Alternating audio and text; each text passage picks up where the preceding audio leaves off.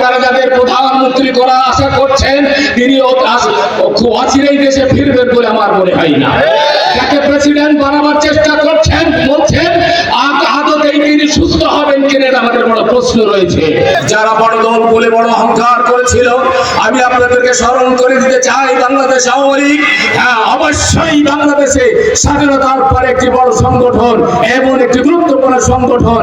এই অহংকার করতে করতে কিন্তু সেই সংগঠন নেই, বড় সংগঠন আর নেই। ইতিমধ্যে যারা বর্তমানে বড় সংগঠনের দাবি করছে তাদেরকে বলবো ভাইরা আপনাদের সংগঠন কিন্তু টুকরো টুকরো হতে বসেছে। আপনারা যাদের প্রধানমন্ত্রী করার আশা করছেন তিনি খুব অচিরেই দেশে ফিরবেন বলে আমার মনে হয় না। যাকে প্রেসিডেন্ট বানাবার চেষ্টা করছেন বলছেন আদতেই তিনি সুস্থ হবেন কিনা আমাদের বড় প্রশ্ন রয়েছে। বাংলাদেশের মানুষ এখন সিদ্ধান্ত নিয়ে ফেলেছে আমাদের সামনে বাংলাদেশ জামাত ইসলামী এবং 8টা ইসলামী দলের যে জোট হয়েছে সেই জোটকে তারা ক্ষমতায় দেখতে চায়।